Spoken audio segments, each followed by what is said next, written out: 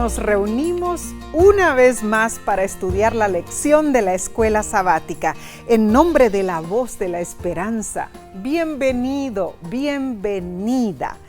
Estos repasos se transmiten por audio, por radio, por televisión y por las diferentes plataformas de las redes sociales.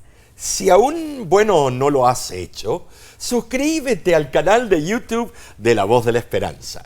Y si está a tu alcance poder compartir estos estudios con muchas otras personas, hazlo para que muchos más puedan obtener la bendición, de estudiar la Biblia en forma alegre y constante. Amén. Hoy saludamos fraternalmente a nuestra hermana Rosa Doñé, quien nos escribió diciendo: saludos mis hermanos, soy de República Dominicana y soy una aficionada de la Voz de la Esperanza. Amén. Los escucho todos los días. Soy adventista del séptimo día y aunque no puedo asistir a la iglesia, me siento al frente de mi casa a regalar tratados y hablarles de ustedes, de su hermoso programa. Y aunque no puedo ver de uno de mis ojos, le pido a mis nietos que pongan La Voz de la Esperanza. Hermana Rosa, gracias por escribirnos. Amén. Alabado sea Dios por la labor que usted hace para la obra del Señor. Hermoso. Los ángeles toman nota de cada persona que recibe un tratado o que la escucha cuando usted les habla de La Voz de la Esperanza. Así es. Oramos para que Dios les siga bendiciendo. Amén. Junto a sus familiares y también sus nietos, ¿no es cierto? Seguro que sí. De nuestra parte le enviamos un caluroso abrazo, hermana Rosa. Que Dios fortalezca su salud y continúe testificando del amor de Jesús. Bien, esta semana estudiaremos la lección número 11 para el 14 de diciembre de 2024, titulada El Padre, el Hijo y el Espíritu Santo.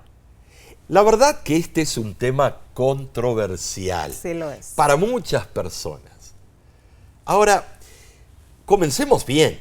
Pidamos a Dios sabiduría para entender su santa palabra. Padre que moras en los cielos, es para nosotros una alegría estar juntos con nuestros amigos y poder indagar, profundizar y ver lo que tú tienes que decirnos.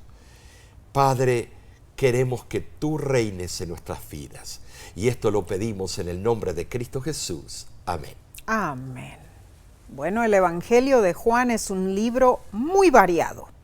Contiene un mosaico de temas. Es cierto. Milagros anunciando a Jesús como el profetizado Mesías, testigos que proclamaron a Jesús como el Cristo y también pruebas contundentes de su divinidad.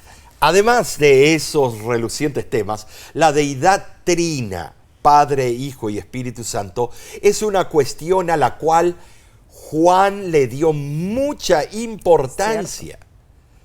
El versículo de memoria se encuentra en Juan capítulo 14, versículo 26, cuando Jesús dijo: mas el Consolador, el Espíritu Santo, a quien el Padre enviará en mi nombre, Él os enseñará todas las cosas y os recordará todo lo que yo os he dicho.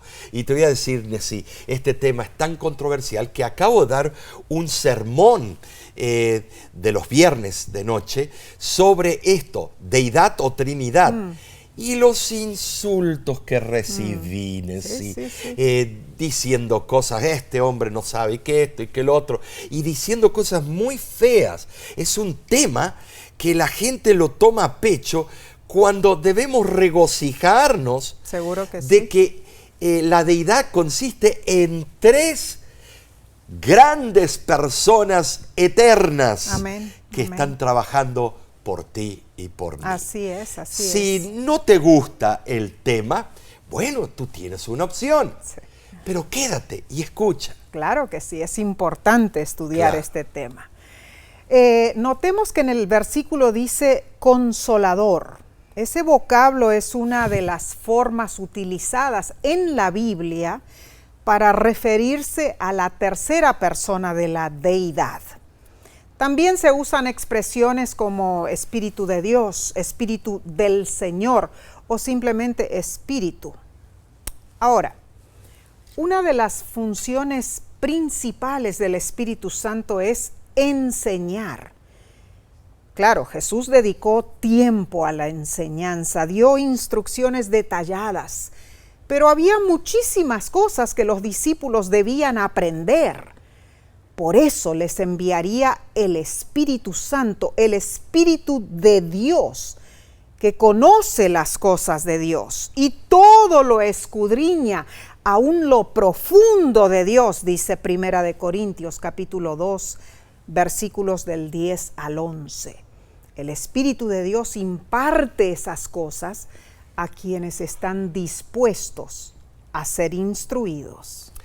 El Espíritu no solo revelaría nuestras verdades, nuevas verdades, también haría, recordar verdades olvidadas sobre los que Jesús había enseñado y sobre lo que antes había sido revelado en las Sagradas Escrituras. Ahora, en Juan capítulo 1 se menciona a los tres miembros de la deidad: Padre, Hijo y Espíritu Santo. Durante siglos los seres humanos han intentado comprender plenamente la naturaleza de la deidad, pero como no pueden lograrlo en forma cabal, muchos dicen rechazar la idea. Sin embargo, es una necedad rechazar algo solo porque no podemos comprenderlo completamente o porque la idea en sí no encaja en los estrechos límites de nuestro razonamiento humano. Hay un problema. Algunos usan la palabra Trinidad, que la Iglesia Apostólica Romana la inmortalizó. Y cuando alguien la usa, son estos, o son papistas, o son esto y lo otro. Cuidado lo que dices. Aquí lo único que estamos diciendo es que son tres personas. Los tres son parte de la deidad. Dios. En sí, el apóstol Juan explica que si deseamos entender a Dios, debemos reflexionar en Jesús y en lo que se ha revelado en la Sagrada Escritura. Este enfoque nos abre un mundo completamente nuevo en cuanto a cómo se relacionan esos tres miembros de la deidad entre sí, cómo se relacionan esos miembros de la deidad con nosotros los seres humanos y cómo nos relacionamos los seres humanos entre nosotros. Es interesante, Omar, todo este tópico, ¿no es cierto? Sí. La lección de esta semana, hermanos, analizará esas características del Dios Trino y además analizará cómo Jesús, la segunda persona de la deidad, se interconecta con los otros dos miembros de la deidad. Y debemos decir algo claro, Nessie. En la Biblia no aparece la palabra Trinidad, no, sino la deidad en tres personas. Así es. Pero los que usen esa palabra en sí, si vas a la raíz etimológica, lo único que está diciendo está diciendo Dios en tres partes. Claro. Pero se enojan por la connotación que tiene a la Madre Iglesia Apostólica Romana que apostató. Así es. Al estudiar el Nuevo Testamento hay al menos dos lugares donde se menciona a los tres miembros de la deidad en un mismo contexto.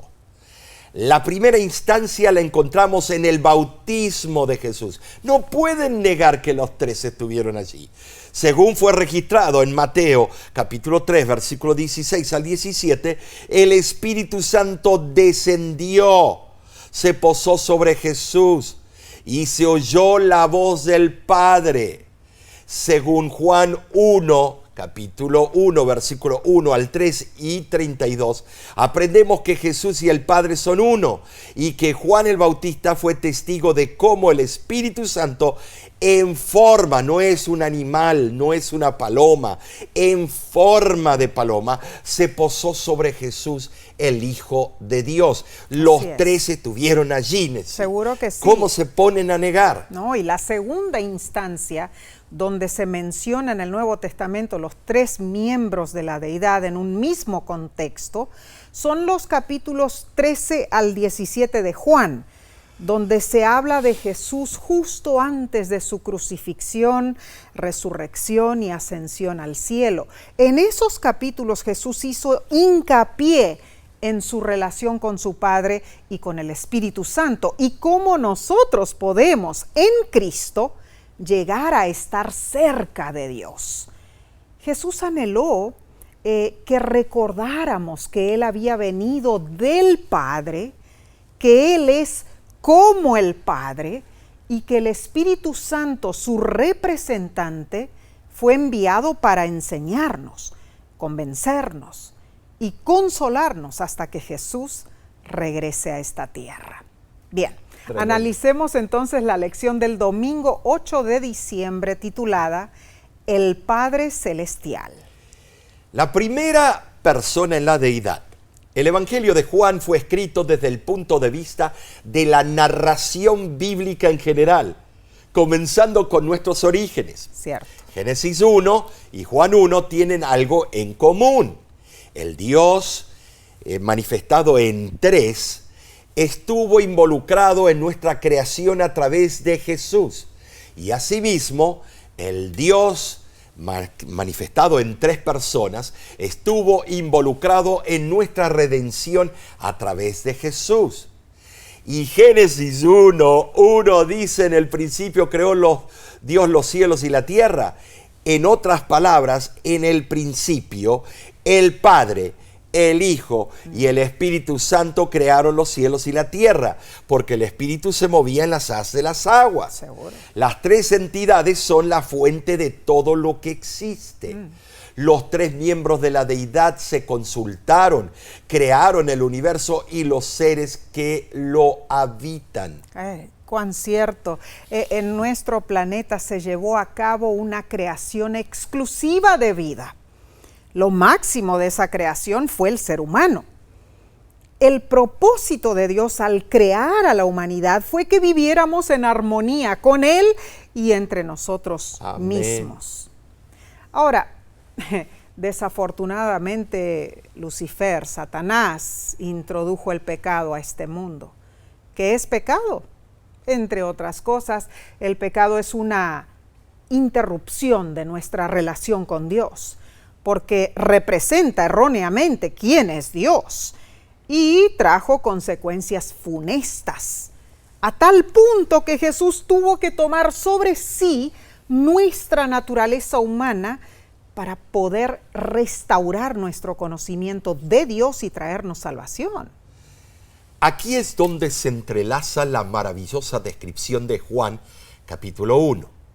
El Verbo creador, el que formó todas las cosas, se hizo carne para traer restauración a la armonía perdida. Como Verbo redentor, Él conquistó y ganó la victoria contra el mal. Pero no estuvo solo. ¿Sabes decir? Mientras ministró en esta tierra, Jesús sometió su vida al Padre, viviendo de acuerdo a su voluntad. Él dijo en Juan capítulo 10, versículo 30 y versículo 37 y 38, yo y el Padre uno somos. El Padre está en mí y yo en Él.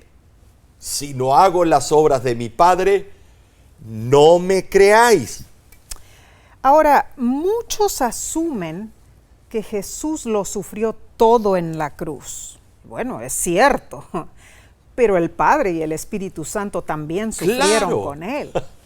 En 2 de Corintios, capítulo 5, versículo 19, Pablo dice: Dios estaba en Cristo reconciliando consigo al mundo, no tomándoles en cuenta a los hombres sus pecados, y nos encargó a nosotros la palabra de la reconciliación.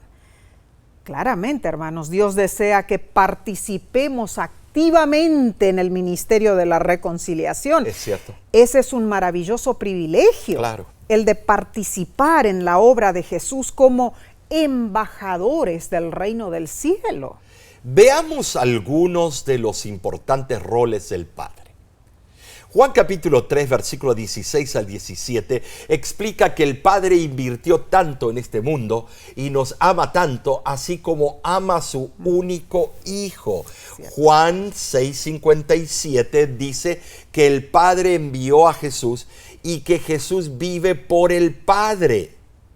Luego Juan capítulo 5 versículo 22 y 30 manifiesta que Dios y el Padre dio todo el juicio al Hijo, pero el Hijo no juzga por sí mismo, sino que hace la voluntad del Padre. En Juan capítulo 14 versículo 10, Jesús dijo que las palabras que él hablaba no las hablaba por su propia cuenta, sino que el Padre hablaba y obraba a través de él. Juan 6:45 afirma que todos seremos enseñados por Dios. Entonces, si oímos al Padre, aprendemos de Él y venimos a Jesús. Finalmente, vemos la hermosa promesa de la benignidad de Dios. Amén. Cuando le pedimos en el nombre de ¿quién? De Jesús. Seguro que sí. En Juan 15:16 Jesús dijo: no me elegisteis vosotros a mí, sino que yo os elegí a vosotros y os he puesto para que vayáis y llevéis fruto y vuestro fruto permanezca, para que todo lo que pidiereis al Padre en mi nombre, Él os lo dé. Desde el momento de la ascensión, ¿no Sí. es cierto? Los discípulos ya no iban a contar con la presencia física de Jesús entre ellos. Sin embargo, podrían pedir sin temor al Padre Amén. en el nombre de Jesús con la plena seguridad de recibir contestación. Esa forma de entender la relación de hijo y padre no había sido comprendida previamente en plenitud. Hasta esa instancia se habían elevado plegarias ante la deidad, teniendo un concepto muy limitado de ella. Y eso es correcto en sí, pero después de su ascensión, Cristo inició su ministerio como sacerdote y rey para que finalmente comprendiéramos su verdadera posición como el mediador de nuestras oraciones. Ahora, la intercesión de Cristo no tiene el propósito de vencer ninguna renuencia o mala voluntad de parte del Padre para oír nuestras oraciones. Dios el Padre nos ama y está tan dispuesto a responder nuestra oración como lo estuvo al contestar las oraciones de su Hijo Jesús. Lo que se destaca al presentar a Jesús como intercesor es que únicamente por medio del sacrificio infinito del Hijo es posible que el Padre y el Hijo prodiguen una bendición plena al que pide con fe. El asunto es fe, Nessie. Hermana, no hay duda alguna. Podemos orar a Dios y agradecerle por lo que Él hace por nosotros en el nombre de Jesús. Cierra los ojos conmigo en este momento y di: Padre Celestial, gracias te damos porque tú has invertido todo en nuestra salvación en el nombre de Cristo Jesús. Amén. Amén. Y amén. Hermoso en realidad, Omar. Vamos a seguir estudiando la parte del lunes 9 de diciembre titulada Jesús y el Padre. Al leer Génesis capítulo 3, versículos 7 al 9, percibimos la brecha causada por el pecado. Satanás reclamó el gobierno de este planeta, embaucó a Adán y Eva, haciéndoles dudar de Dios. Sí. El pecado distorsionó la imagen divina en nosotros, retorció con crueldad al mundo, amenazó destruirlo junto con sus habitantes. El universo entero observó la respuesta de Dios a Satanás. Pero Adán y Eva no reconocieron su error ni buscaron a Dios. Fue Dios quien los buscó para remediar la situación. Cuán cierto. La intención de la deidad fue ofrecerles sanidad. Amén. ¿Para qué? Para que la ruptura, para que el cortocircuito causado por el pecado fuese reparado. Ahora, para lograr la restauración, un miembro de la deidad se hizo humano. Y Juan capítulo 1, versículos del 14 al 18 nos explica que el Verbo se hizo carne, habitó entre nosotros, manifestando la gloria de Dios. Consecuentemente, la humanidad recibió la plenitud y la gracia.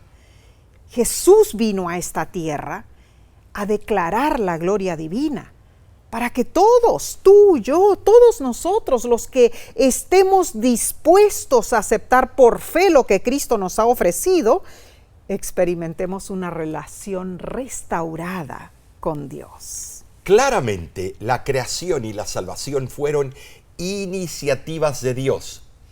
Él creó a Adán y Eva por amor, para compartir con ellos una comunión que lastimosamente fue interrumpida por el pecado. Pero Dios no nos abandonó a nuestro propio destino. Él tomó la iniciativa de enmendar la relación quebrantada. A veces enfatizamos nuestro compromiso con Dios, pero ¿de qué vale nuestro compromiso humano si no hubiésemos recibido su gran compromiso hacia nosotros? Sí, definitivamente.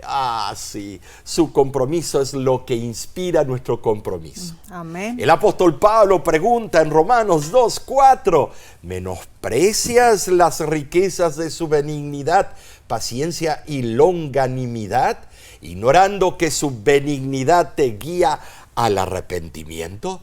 Tremendo, ¿no es cierto? Tremendo. En verdad el pecado nos mantiene presos en las garras del maligno, Sí, hermanos. así es. La única solución radica en que Dios compartió su iniciativa de amor, aceptando venir a este mundo en la persona de su Hijo Jesús, quien murió por cada uno de nosotros para redimirnos. Ahora, la vida ha estado desde el principio en Jesús. Juan capítulo 1, versículo 1, 2 y 4 lo confirma. En el principio era el Verbo y el Verbo era con Dios y el Verbo era Dios. Este era en el principio con Dios.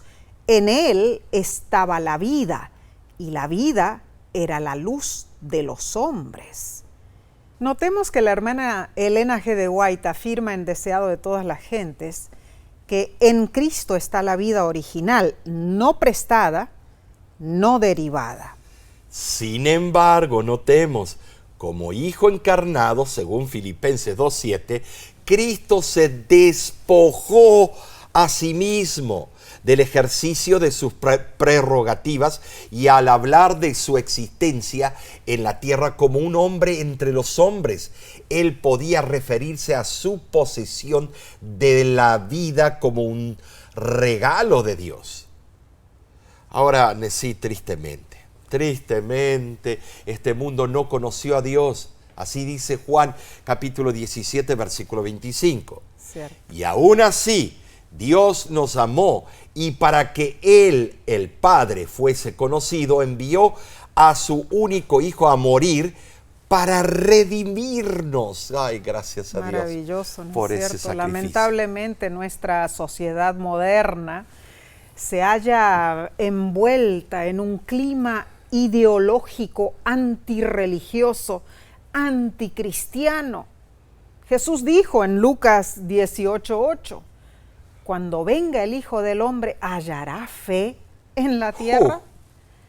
Y la lección menciona lo que cierta vez escribió un ateo en cuanto al cosmos. Él dijo, en nuestra oscuridad en toda esta inmensidad no hay ningún indicio de que vendrá alguna ayuda de otra parte para salvarnos de nosotros mismos. Según el existencialismo ateo de Jean-Paul Sartre, venimos de la nada y vamos hacia la nada. Es lo que él dijo, ¿no? Sí, pero eso no es lo que la Biblia enseña. No. El plan de salvación es parte vital de la deidad. Gloria a Dios. Durante su ministerio terrenal, Jesús afirmó que Él y el Padre son una sola cosa. Además, certificó estar unido con el Padre en voluntad, propósito y designios. Muy importante eso. Ahora, hablar de Dios como Padre no era un concepto enteramente ajeno para los judíos, ¿no es cierto? Vemos ocasionalmente en la literatura judía intertestamentaria que Dios es llamado el Padre de los judíos. Esto lo vemos en el libro de Jubileos y en el libro de Tobías. Además, el apóstol Juan hizo clara la diferencia entre la forma judía de hablar de Dios como Padre y la afirmación implícita de Jesús de que Dios era su propio Padre en un sentido especial. Definitivamente la relación padre-hijo entre Dios y Jesús es una relación de igualdad. A veces se ha presentado el argumento de que Jesús era el Hijo de Dios en el mismo sentido en que los hombres somos hijos de Dios. Cuidado, es decir, en virtud de la creación y de la paternidad espiritual. El término hijo de Dios se usaba con frecuencia en el mundo greco-romano. Era un título usado para los emperadores, para indicar que eran semidioses, pero que no necesariamente poseían la deidad completa. Esa era la costumbre de aquellos tiempos. Sin embargo, lo que está registrado por el apóstol Juan demuestra que los judíos entendían que Jesús declaraba su igualdad con el Altísimo. Ay, Omar, indudablemente en la eternidad pasada nunca hubo un punto de referencia antes del cual se pudiera haber dicho que no existía el Verbo, hermanos. El Hijo ha existido con el Padre desde toda la eternidad. Y tanto el Padre como el Hijo aman al pecador y obran al unísono para nuestra salvación. Gloria a Dios por esto. Amén. Precioso en verdad, ¿no es cierto? Sí. Bien, vayamos entonces a la lección del martes 10 de diciembre titulada Conocer al Hijo es conocer al Padre. En el Evangelio de Juan, el apóstol hizo abundantes referencias describiendo cómo Jesús, el Hijo, actuaba para señalar al Padre. Jesús explicó con palabras y actos quién es el Padre y cuál es su relación con este mundo.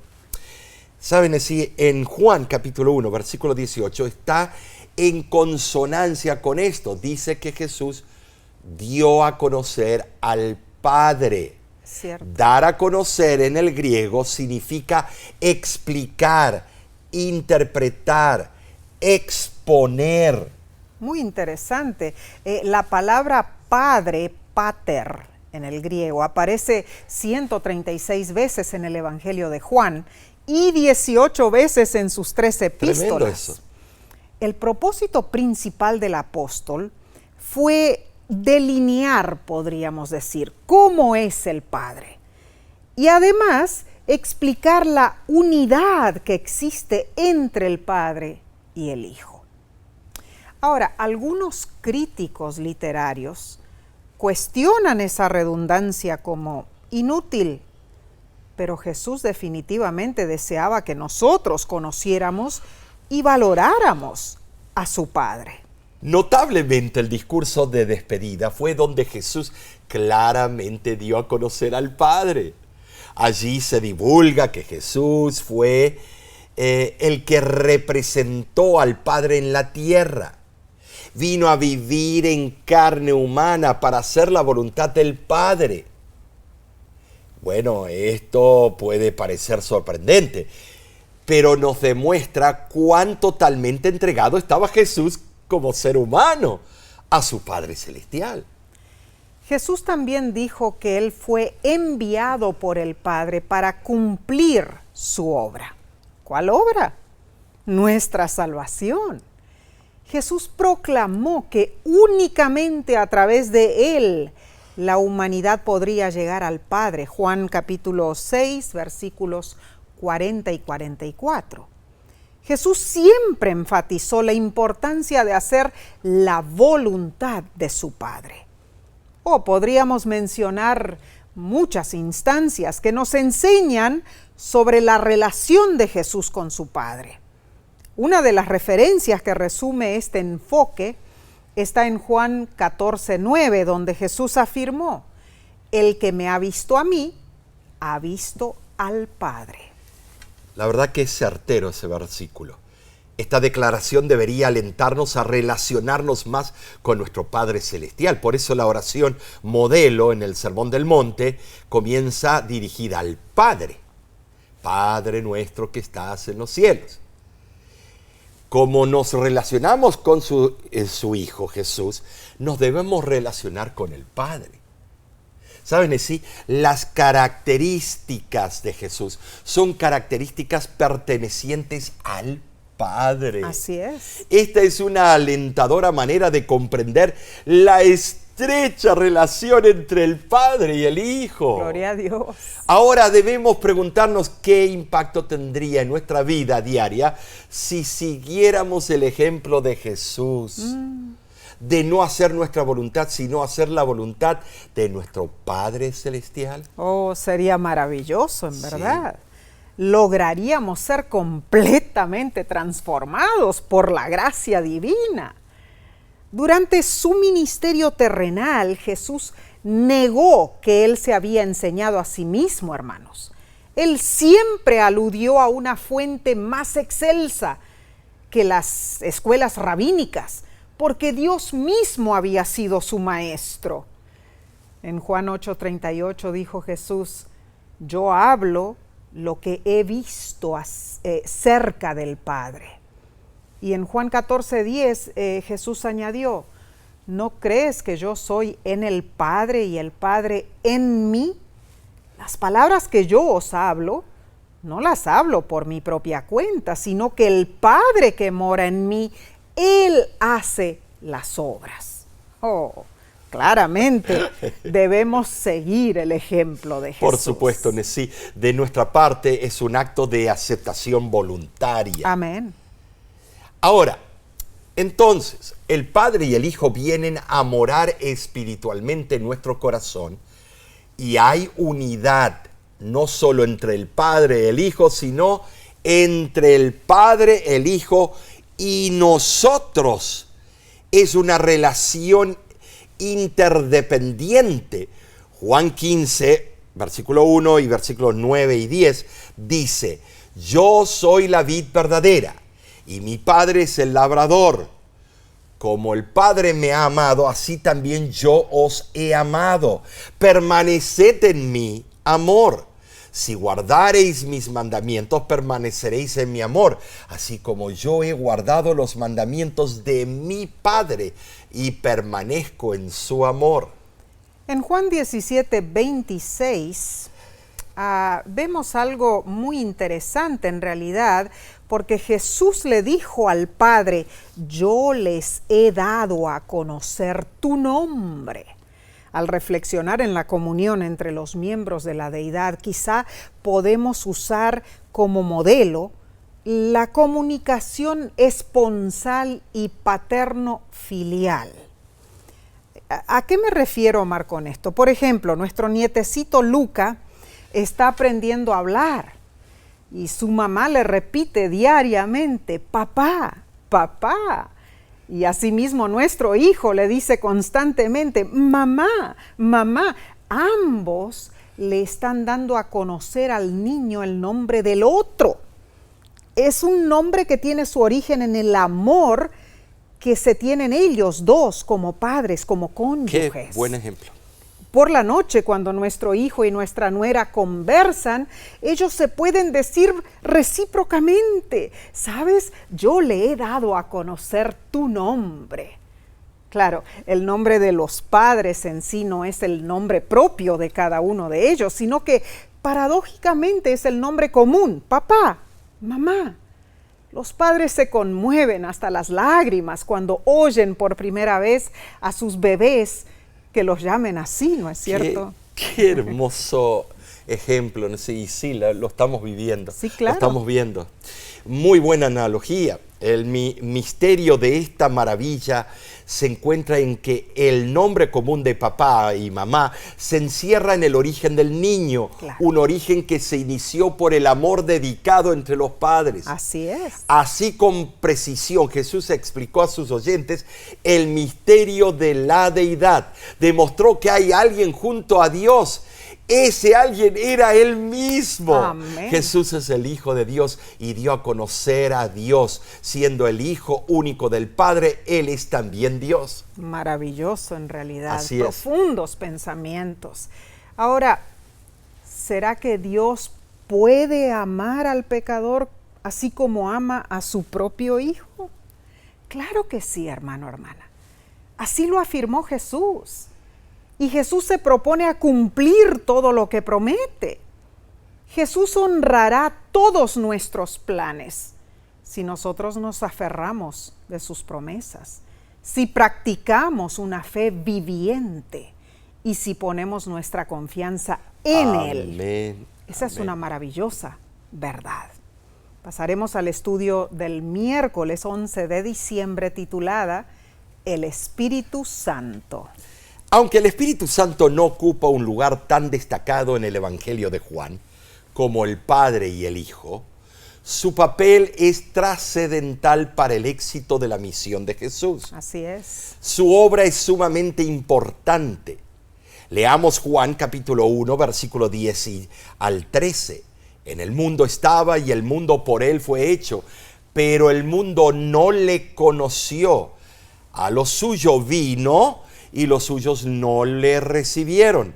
Mas a todos los que le recibieron, a los que creen en su nombre, les dio potestad de ser hechos hijos de Dios, los cuales no son engendrados de sangre, ni de voluntad de carne, ni de voluntad de varón, sino de Dios.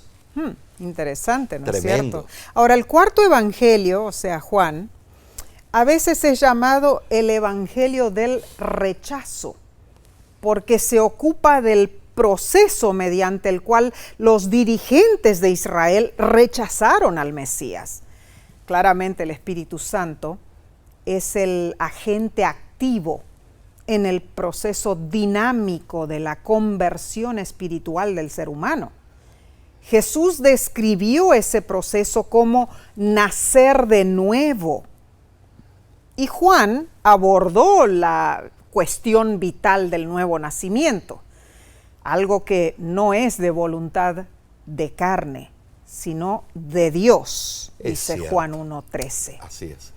Ahora, ese evento milagroso se realiza por la acción de la influencia conmovedora del Espíritu Santo en el corazón humano, mis hermanos. Es el Espíritu Santo el que despierta la conciencia a la urgente necesidad de salvación y convence al corazón de todo lo que el Padre y el Hijo dicen y hacen. Hay varios textos en el Evangelio de Juan que explican las actividades del Espíritu Santo. Además de ser nuestro consolador, el que está a nuestro lado, brindándonos bálsamo, el Espíritu Santo se especializa en la convicción. En verdad, cuando experimentamos una dosis beneficiosa de culpa, deberíamos estar agradecidos, porque esa es una señal de que el Espíritu Santo está activo en nuestras vidas, instándonos a hacer lo correcto. Ay, Omar, esto me recuerda a uno de los viajes que organizamos con nuestros hermanos y hermanas de la Iglesia Central de Tucson, Arizona. Oh, esos viajes quedan en nuestra memoria. Sí, para Fueron siempre. años preciosos de nuestro ministerio. Les extrañamos, hermanos. El viaje al que me refiero fue cuando paramos en un Taco Bell para comer. Éramos como unas 60 personas o más, Así ¿no? es. ¿Recuerdas ese día, Omar? Claro, estábamos comiendo cuando veo que una de las hermanas se fue al mesón donde tenían los paquetitos de salsas Oh, sí. y efusivamente ponía paquetitos en una bolsa que llevaba. Pero bastante, ¿no? Un montón, eran. ¡Fua! ¡Fua! Me acerqué y le pregunté, ¿qué hace, hermana? Ella me dijo, pastor, llevo salsa para todos en el campamento. Son gratis. Ay, ay, ay. Hermanita, por favor, regrese esos paquetitos al restaurante. Los ofrece ese restaurante para aquellos que comamos en este lugar, no para que llenemos nuestra despensa. Ay, ay, ay. La hermana me miró y dijo, tiene razón, pastor, y lo fue y los puso de vuelta. Pobrecita. Pero en una forma yo creo que el Espíritu Santo te utilizó en esa Ese ocasión, ¿no momento. es cierto? El Espíritu Santo nos muestra cuando estamos errando, hermanos, para que corrijamos nuestro proceder. El apóstol alude a otras funciones también del Espíritu Santo. En Juan 16, del 8 al 15, lo vemos. El Espíritu Santo convence nuestras conciencias de culpa, del pecado que nos aflige, que debe ser eliminado de nuestras vidas. Claro que sí, el Espíritu también nos convence de justicia. Claro que sí. Esa justicia, tanto imputada como impartida, proviene del sol de justicia. Amén. A través del Espíritu Santo. Me refiero a Cristo Jesús. Seguro. Además, el Espíritu nos convence del juicio que vendrá. Algo que debe llevarnos a arrepentirnos y alistarnos para la pronta venida de Jesús. Amén. Ahora, hermanos, la otra función del Espíritu Santo es guiarnos a toda verdad, tal como está en Jesús. Y finalmente el Espíritu glorifica a Jesús, honrando sus palabras y su voluntad. Es interesante, en verdad, no podemos detenernos mucho en cada detalle de lo que el Espíritu Santo hace por nosotros. La sierva del Señor explica este tema más profundamente en Deseado de todas las gentes, páginas 640-641. Al describir a sus discípulos la obra y el cargo del Espíritu Santo, Jesús trató de inspirarles el gozo y la esperanza que alentaba su propio corazón. El Espíritu Santo era el más alto de todos los dones que podía solicitar de su Padre para la exaltación de su pueblo. El Espíritu iba a ser dado como agente regenerador, y sin esto el sacrificio de Cristo habría sido inútil. El poder del mal se había estado fortaleciendo durante siglos, y la sumisión de los hombres a este cautiverio satánico era asombrosa. El pecado podía ser resistido y vencido únicamente por la poderosa intervención de la tercera persona de la divinidad, que iba a venir no con energía modificada, sino en la plenitud del poder divino. Qué bendición es recibir al Espíritu Santo, quien certifica que Dios es veraz. Juan 3:33.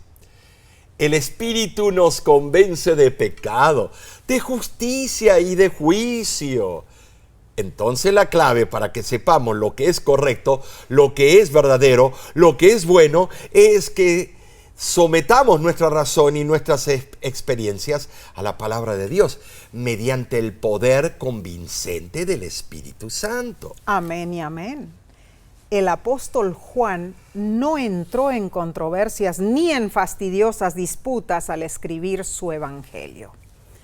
En verdad, Omar, el apóstol Juan declaró lo que él había visto y oído de parte de Jesús. Claro.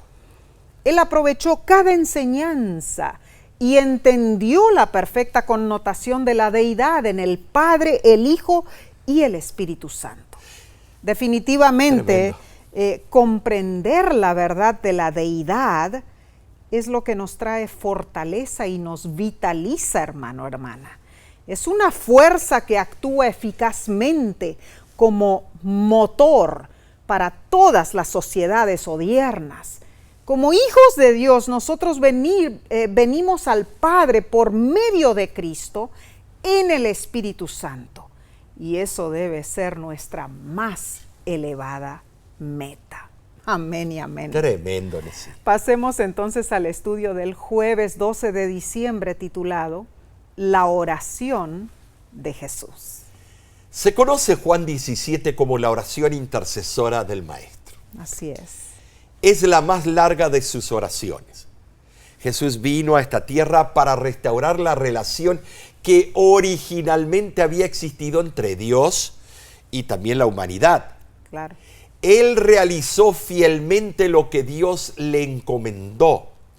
Comunicó a los humanos quién era Dios, pero se acercaba el momento de dejar esta tierra y Jesús deseó compartir una vez más su amor por sus discípulos.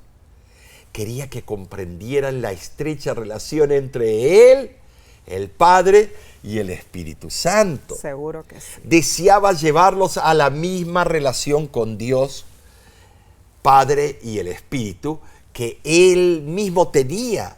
¿Seguro? Él quería proyectar eso. Así es. Y bueno, en tu devocional personal, hermano, hermana, lee Juan capítulo 17, versículos del 1 al 26. Es hermosa esa oración. Oh, hermosa.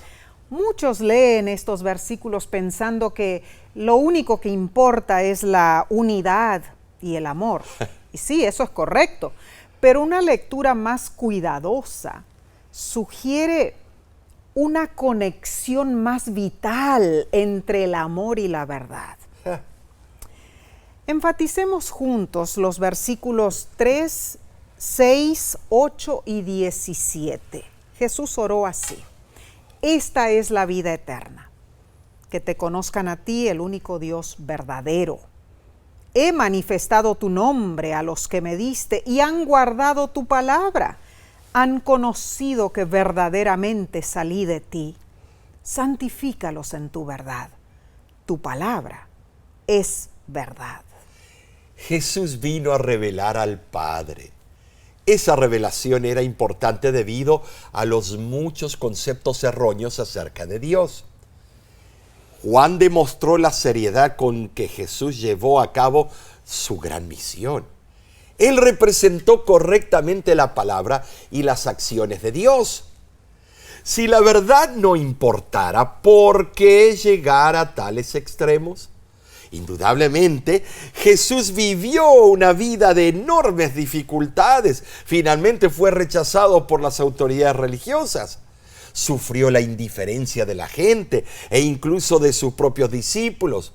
Uno de ellos lo traicionó, otro lo negó 3 veces, pasó por pruebas incesantes y murió en una cruz a manos de los mismos a los que él vino a salvar. ¿Te imaginas eso? En medio de todo su sacrificio, Jesús fielmente reflejó el amor inconmensurable de Dios.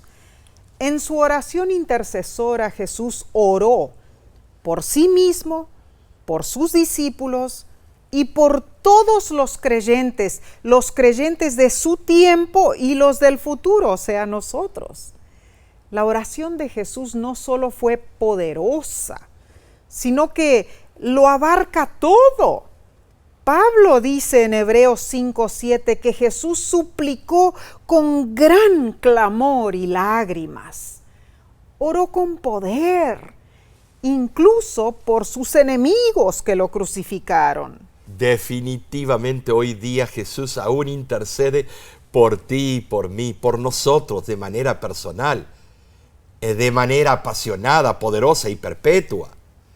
Hebreos capítulo 7, versículo 25, añade lo siguiente: puede también salvar perpetuamente a los que por Él se acercan a Dios, viviendo siempre para interceder por ellos. La lección te pregunta, ¿cómo puedes reflejar mejor en tu propia vida el amor de Dios? ¿Un amor como el que existe entre Jesús y el Padre? Esta es una pregunta importante. Bueno, antes de poder amar con el amor de Dios, primero debemos recibir su amor por nosotros.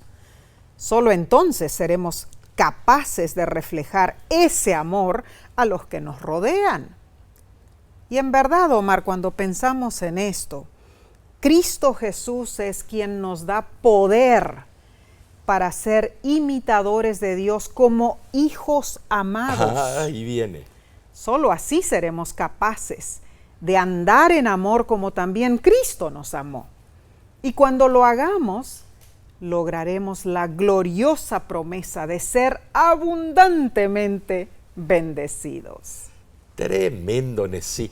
La verdad que alabamos a Dios por abrir nuestro entendimiento Amén. con este maravilloso estudio. Gloria a Dios. Resumamos lo que aprendimos.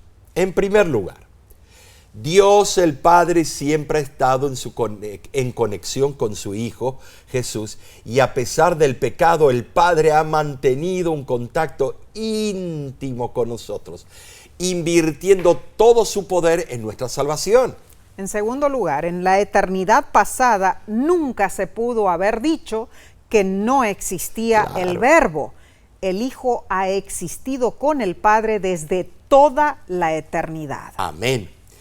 En tercer lugar, Jesús dio a conocer al Padre, y siendo el Hijo único del Padre, Él es también Dios. En cuarto lugar, el Espíritu Santo nos convence de pecado, de justicia y de juicio. Para saber lo que es correcto, verdadero y bueno, debemos someternos al poder convincente del Espíritu Santo. Y en quinto lugar, Nesí, Jesús fielmente reflejó el amor de Dios en su oración intercesora. Oró por sus discípulos y por nosotros. Maravilloso, en verdad, lo que hemos aprendido, ¿no es cierto? Sí, Nesí. A veces fueron conceptos un poco profundos.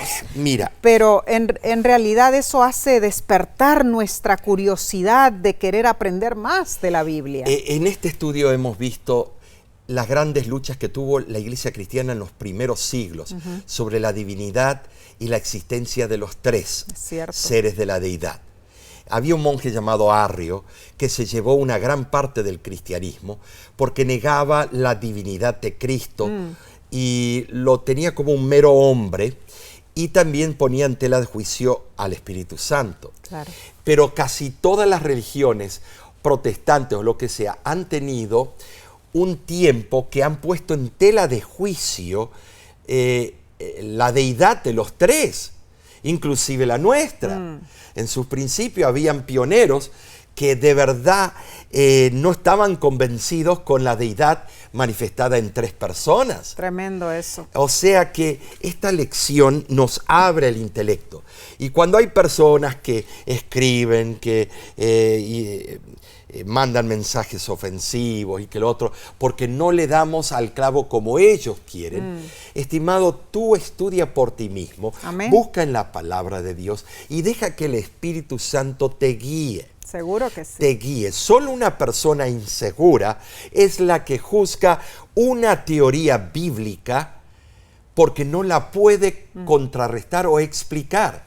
Pero Dios nos ha dado la oportunidad de estudiar juntos. Amén. De esta manera concluimos la lección número 11.